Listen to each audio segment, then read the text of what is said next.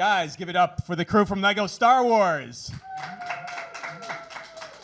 It's us. We're just preparing you for your panel. It'll be like that, but like times 5,000. I'm so excited for this series, guys.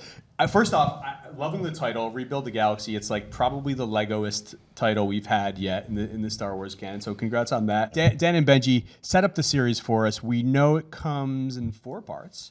When does it take place in the canon, and what's the premise to it?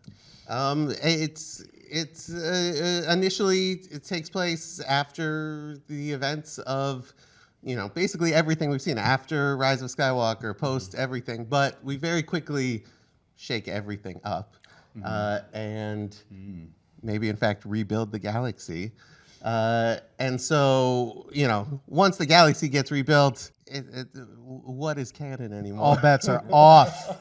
All bets, all Star Wars bets are off at that point. Time, space, planets, it's all mashing together. It's all getting crazy. It's a Lego Star Wars conundrum. And we really want it to feel like the way people play with their Star Wars Lego, which is, you take a big bin of it, you dump it on the ground, and you're not sticking strictly to the exact story points that happen in the movies. Yeah. You are mashing everything up. Good guys are bad guys are good. Ships are mashing together. You tear off limbs, you decapitate people. Exactly. It is just a celebration. Well, it is a kid show, so as much no. There's no decapitation. Yeah, we're just popping off. Popping off. Yeah. We do have some hair caps come off.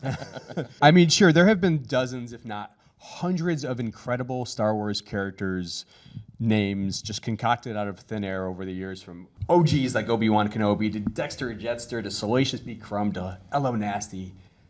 But Very good polls, by the way. Very good polls. Thank you. You may have the best Star Wars name of all in this series. Give it to us. My name's Jedi Bob. Jedi Bob, baby. It was the part he was born to play. I think it was. I think it truly is. I knew of Jedi Bob beforehand, and I can't believe I am Jedi Bob. You are Jedi Bob. I have been. It came from a Lego set, right? Like, I think fans named him all the time. Right? I believe it was between like Attack of the Clones and something. It was like they put out a Republic gunship with just a regular.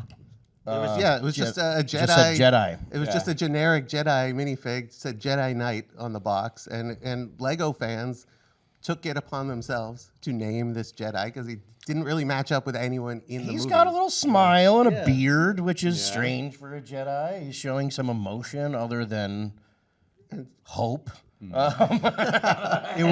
multi-dimensional. It was a very serendipitous thing because I wasn't familiar with Jedi Bob. That was something that Benji, being a Lego fanatic, he was able to explain it to me. And so then when Bobby came in to do his record, we said, well, there's this character, Jedi Bob, and he reaches into his pocket and he's like, oh, this Jedi Bob?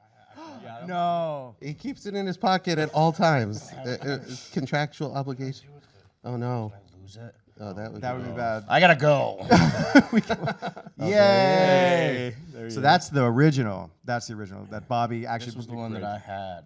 And he brought it into the booth and recorded with it, and it was like our good luck charm, and it was one of those things that we couldn't have possibly planned it that way, and yet the three of us were just so absolutely in sync on this and that, bringing Jedi Bob into Star Wars. I love it. And I mean, Bobby, you've had some amazing Star Wars canon names just yourself. I mean, you have a list.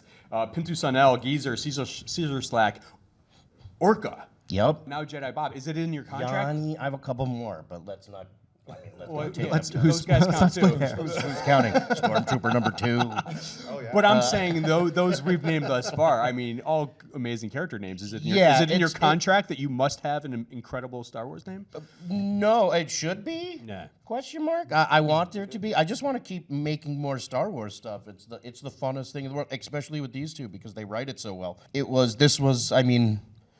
The best thing to play in the world when you get to play in the Star Wars universe, and Jedi Bob is definitely the most serious. I played a lot of like silly creatures and stuff, but this is like Jedi Bob is like if Obi-Wan Kenobi and Danny Glover from Lethal Weapon got mixed together. He's a cranky Jedi, but a deeply compassionate Jedi, and Bobby brought. He's too old for his ship. He's too old. He's too old for this ship.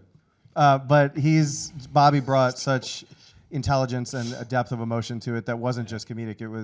It's an amazing performance, and I absolutely cannot wait for people to see what Bobby did in bringing Jedi Bob to life. It's I got to say words, and then Mark Hamill said words, and then I said words, and I still can't believe. that was pretty cool. Yeah, yeah. Were you in the studio with him? I was outside his window at his house last night. No, I'm just kidding. No, I'm just kidding. No, I wasn't. I got to. I came one day early and got to see Bounty Hunter C-3PO, Anthony Daniels, do his stuff, and that was super fun. It was a blast to watch them work. Those, the legacy guys, the guys that have been doing it for a while, they have such insight about their characters and stuff. It's as a fan, it's fun to watch. I mean, speaking of legacy guys, like the fan service does not end with Jedi Bob.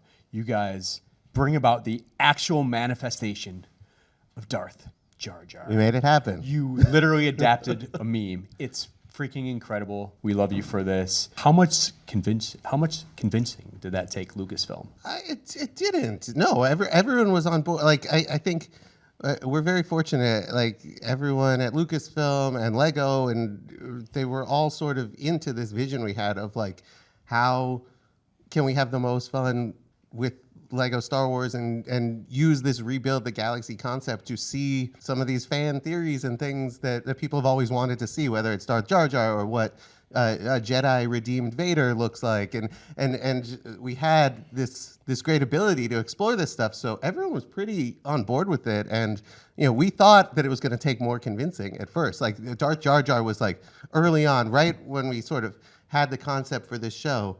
That was like one of the earliest ideas. Was like, well, we got to do Darth Jar Jar, right? Like, and we were like, well, like, what do you guys think of this? Like, I know this might sound crazy, but like, can we? And they're like, yeah, that sounds hilarious. Let's do it. I think for the 25th anniversary of Lego Star Wars, everybody really wanted to go big and to do some things that we've never seen before, some things that people maybe thought they would never see in Star Wars, and we actually had the canvas to tell that story, the sort of the runway to tell that story, and Ahmed was so excited to come back and do it. Like he's also been enjoying seeing the meme and the theories and all this stuff, and so for him to actually get the opportunity to make that version of the character come to life was really fun. Yeah, he actually says in the trailer, "Misa gonna hurt Yusa."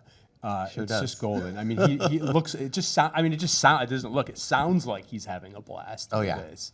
he was incredible. He was improving in the booth. He was just so thoroughly that character. You actually can't appreciate the brilliance of his performance until you see him in the booth, and that was something that I think we all felt very profoundly in the moment of going, oh my gosh, he is so talented and he is so embodies this character. It's just inside of him, and to see it come out in this way that we've never seen before was thrilling, absolutely thrilling. And just ultimately one of those stories as Star Wars fans, how can we not just all be so happy about this, and the way all the stuff he had to deal with and the turnaround that he has made to fan favorite. And I love that this just further evolves it. It's a beautiful thing. It's a great thing, and it also goes to show that time really does. Things come out in the wash, and you start to realize, oh my gosh, this was brilliant. It was absolutely brilliant, and people who grew up with those things start to be of an age where they can look back fondly and say, his performance as Jar Jar is unbelievable. And so we were so fortunate that he wanted to come and play with us and be a part of it. Bobby, we talked a little bit about this, but you've done so many of these Star Wars projects now. Do you just have an apartment at Lucasfilm? I mean, do you know everybody there by name? I wouldn't mind. I could live on the ranch. I'll work on the weekends. I don't mind. I Tend could mow. to the crops. Yeah, I'll tend to the crops. To the Ewoks. I'll pick the grapes for Skywalker wine. Well, they have many Ewoks there for real. That's where they all live. That's where they live. I would. Yeah, I would. I would live in that library. Have you ever been in the library? We did get to go in the library. Oh. It was unbelievable. Dress up as a book. We and hide in actually there. we actually met at a punch up for a different Lego Star Wars project. The most embarrassing job of my entire life. Which one? That one. No. I have never in my I drove home, flew home from that place talking to my wife, going, I just made a fool of myself, because I was just like, what if we did this? What if And I was so happy to be pitching Star Wars jokes that I was jumping out of my skin. And so we also were at that level. of Yeah, excitement. it was a And fun so day. The three of us in the parking lot started texting and being like, "We should be friends. We really like Star Wars." It was a blast. What project were you coming off of? It was. This was the Lego Star Wars holiday special. We were in the punch up. We were helping out writing right, jokes. a bunch of joke and- writers. and Yeah, just a bunch of people that were Star Wars enthusiasts. Just kind of that was how we sort of started working with the Lucasfilm group in animation, and so from that, we had this little love connection, and then we just kind of kept it going. Yeah. And then they made me a Jedi, and I can't And believe it. then now you're Jedi Bob, baby.